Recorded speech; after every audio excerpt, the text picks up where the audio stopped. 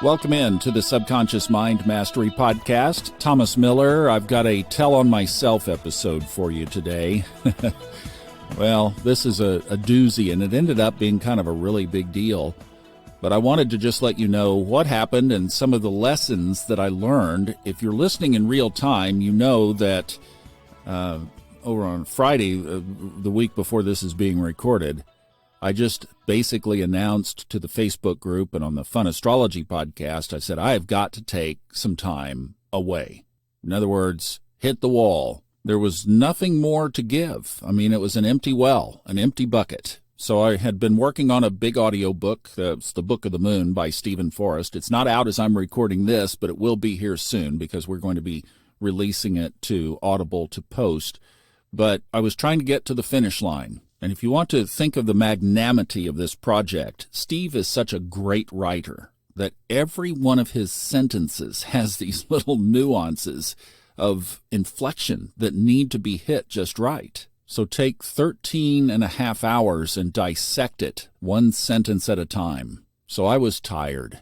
At the same time, my brother was beginning his Florida vacation on the East Coast, and I was needing to get to California to investigate a potential opportunity there. The clock was ticking on both, and this is where I have come to learn so much about myself through the brilliance of astrology, because I've learned that for myself, the way that my astrological chart is wired, I have the tendency to always push into overdrive. Don't criticize, it's the way I was made, and I have to learn to live with that. Sometimes it's handy, and sometimes it's not, and I have to learn the difference of that for myself. But through that study, I am so familiar with it now, to know that once the little mistakes started to show up, I realized that I was pushing at that point.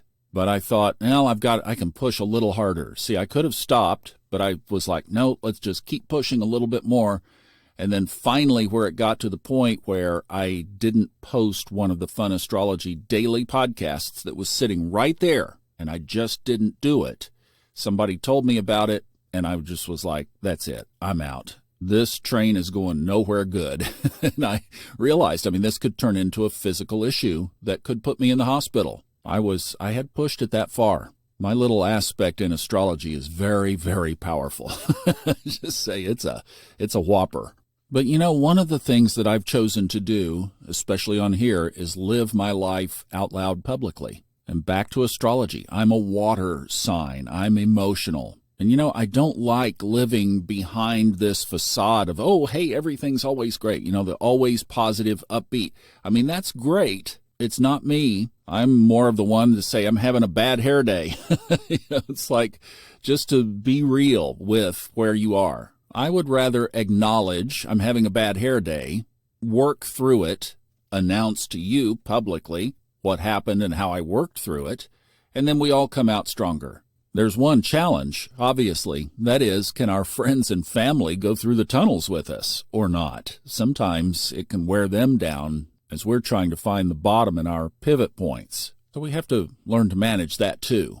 But after I called a halt, I just set everything aside, turned the computers off, had some screen downtime. What screen time I did have, I played with things that I wanted to play with that I hadn't had time to, that I was interested in. So it was self-nurturing from that standpoint, and I wasn't against any pressure. So I was learning, enjoying, still on a screen a little bit, not a lot. I got out in nature, did some hiking, did some walking, basically recharged over a 4-day period, and that was over a weekend, so 2 days on either side of that weekend. What I wanted to share was part of the process that I do to come back from that. First thing is obviously physical rest, and with the physical rest comes the emotional rest as well. But then what I do is I just get back inside myself, tune in, and see if there's course correction needed. Our big theme around here this year is using our intuition, and this is application big time number 1 right here. In fact, the way that my life has evolved since episode number 1, a long time ago, how my life has evolved is I really don't care which way the wind is blowing, don't care which way things are drifting. I've come to expect my own ups and downs. What I do care about is my plugging into the home office. and I've mentioned this so many times on here, as long as that party line is open and I'm getting messages from inside, from source, intuitively, intuitive guidance, as long as that is there, and as long as I know I'm not resisting following the guidance. In other words, I'm not just checking in to get an opinion, I'm checking in to get instructions. Go back and listen to episode 298, The Voice. That's the story.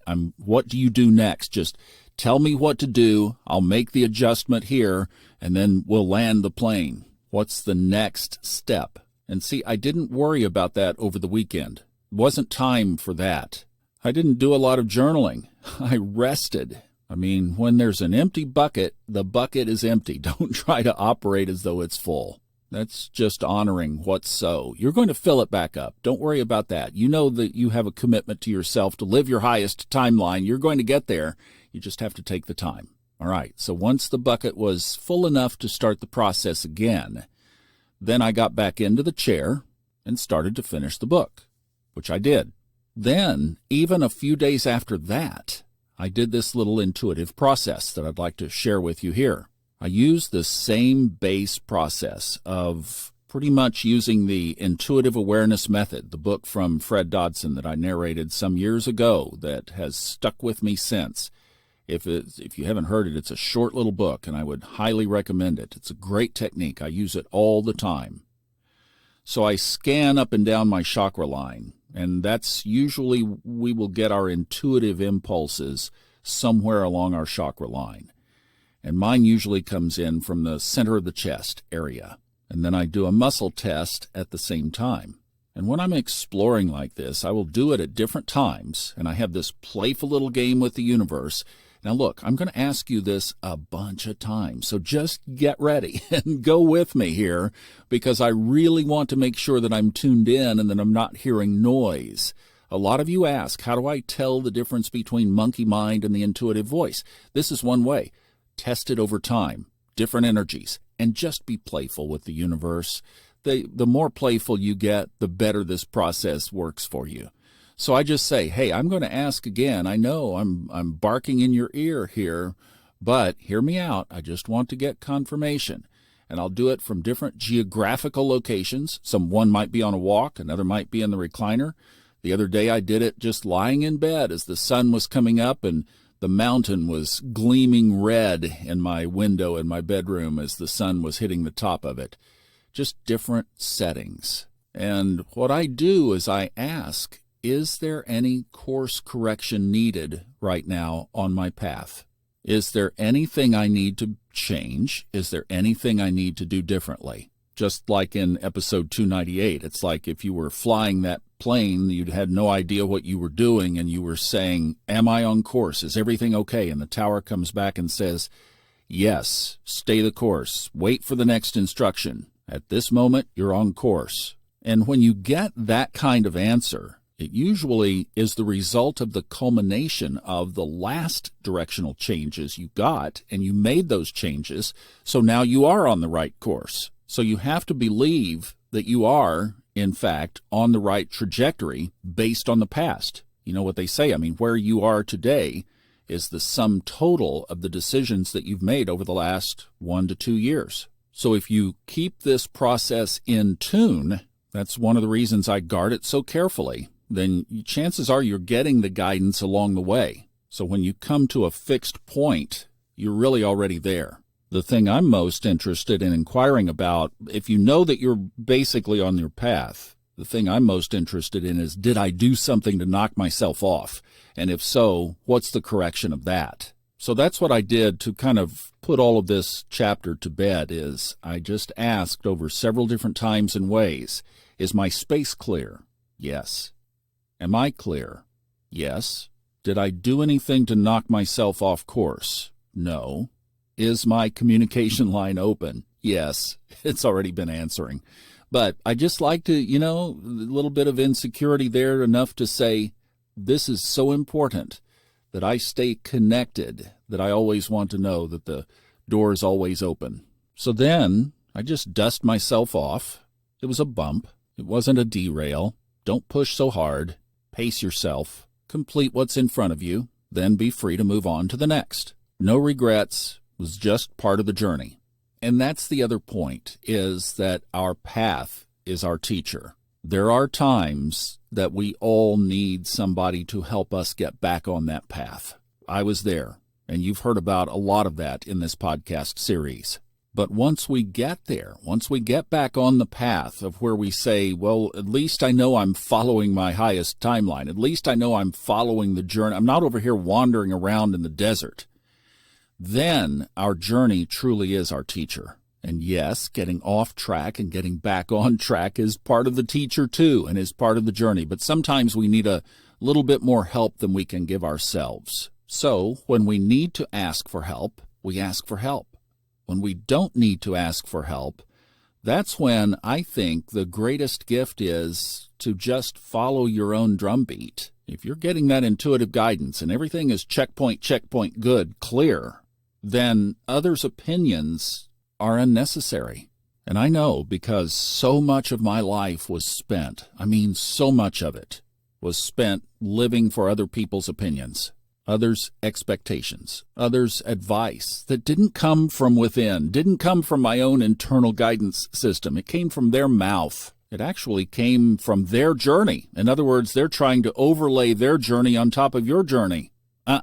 Biggest habit, biggest pattern to break right there is when you hit a certain stride, you follow your own internal guidance system. When you need help, ask for it. Yes, absolutely. And ask from wise people who can give you good advice. But when you don't need it, you just follow the voice. You get your next step. You know you have plenty in front of you to do. Then you don't need that advice. And the other thing is, for those of us especially who counsel other people, be wise to know when to interject and when to allow their journey to be their teacher for themselves. Be a good friend. Be a good stand for them and their success. But their higher self can tell them what to do. They don't need our advice. And I had one other thought come to mind on this regard, and it was also illustrated in episode 298. When the experts came on, the other pilots and then the control tower came on, those were the expert voices. Contrast that to somebody who just happened to pick up the radio frequency and said, oh, hey, I can help. I'm a gamer. I'm really fast on this controller. And I really love air combat games. I love blowing airplanes up out of the sky. But listen to me and I'll get you home. There are a lot of people out there telling us how to live our lives who are not doing such a great job of living their own. So be careful who you listen to. Make sure their path reflects what they're trying to teach. And a great place to look first is, can they pay their bills? I see a lot of spiritual advisors who advise out of desperation to pay their bills. Just make sure you're listening to a control tower, not a gamer. And then rest in the fact that along the way, your path itself is your best teacher. And for that, to our highest source, we can be eternally grateful. And I hope that helps set your compass on a good path. I'm Thomas Miller. Thanks so much for listening. Enjoy the journey.